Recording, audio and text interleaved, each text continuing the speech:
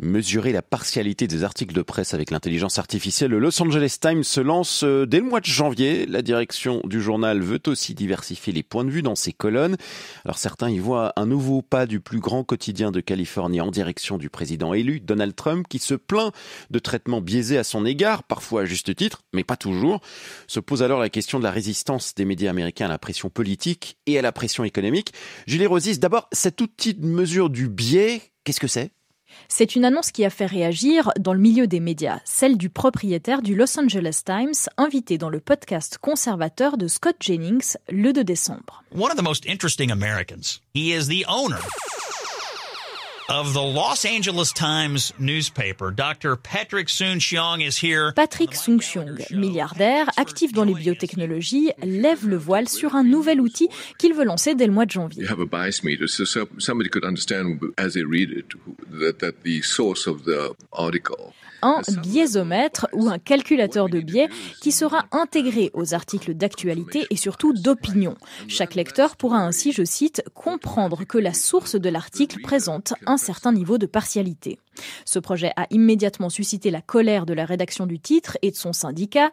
Il reproche à Patrick Soon-Shiong de suggérer publiquement que son personnel a des biais sans fournir de preuves ou d'exemples. Et la rédaction rappelle au passage les règles de déontologie qu'elle respecte: équité, rigueur, exactitude. Un chroniqueur a même donné sa démission. Harry Litman reproche à la direction de contraindre le journal à adopter une position plus favorable à Donald Trump. Ouais, le Los Angeles Times n'en est pas à sa première controverse. Des licenciements, des démissions, il y en a déjà eu, notamment lorsque Patrick Soon-Shiong avait empêché la rédaction de publier son endorsement, sa déclaration de soutien à la candidate démocrate Kamala Harris. La direction du Washington Post lui a emboîté le pas, renonçant à tout soutien durant la campagne et rompant ainsi avec une longue tradition au nom de l'indépendance du titre. Certains y voient plutôt de l'accommodement face à Donald Trump et les menaces qu'il fait peser sur les médias. Pour Julien Labarre, maître de conférences en sciences politiques à l'Université d'État de Californie, ces mesures montrent surtout que les médias se préparent à l'arrivée, le 20 janvier, du nouveau locataire de la Maison-Blanche. Je dirais pas que les médias sont en train de plier, mais je dirais que leur résistance est un peu plus timide. Les médias se préparent à faire face à une administration qui sera très litigieuse et très procédurière et qui va s'attaquer à plusieurs fondamentaux de la liberté d'expression. Par exemple, le secret des sources et éventuellement une forme de définancement du service de radiodiffusion publique.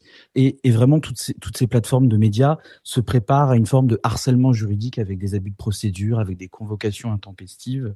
Vous avez certaines chaînes qui, on aurait l'impression qu'ils sont en train de renforcer autant que possible leur pôle juridique, à la fois en termes de personnel, mais aussi en termes de budget. Il semblerait qu'il y ait beaucoup de fonds qui soient mis de côté en préparation à des abus de procédure. Donc, effectivement, on a l'impression qu'on a affaire à un écosystème médiatique qui fait un peu moins les gros bras qu'en 2017, mais néanmoins, il y a quand même une préparation qui se fait en arrière-plan.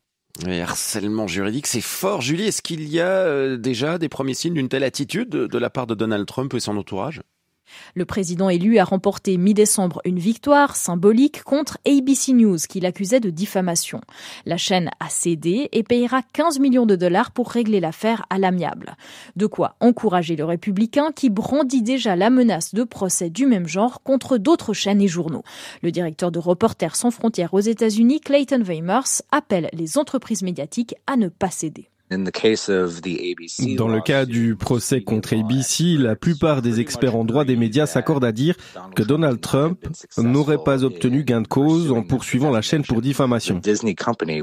La société Disney, propriétaire d'ABC, n'a tout simplement pas jugé utile de se battre pour défendre sa branche d'information. Il s'agit là de la décision commerciale d'une entreprise. Mais si toutes les entreprises de médias décident qu'il ne vaut pas la peine de défendre les principes du premier amendement qui protège la liberté de la presse, nous allons avoir un sérieux problème. Cela signifierait que n'importe quel politicien peut simplement menacer un média pour qu'il capitule. Et nous nous retrouverons dans une situation où les médias vont s'auto-censurer par peur des représailles.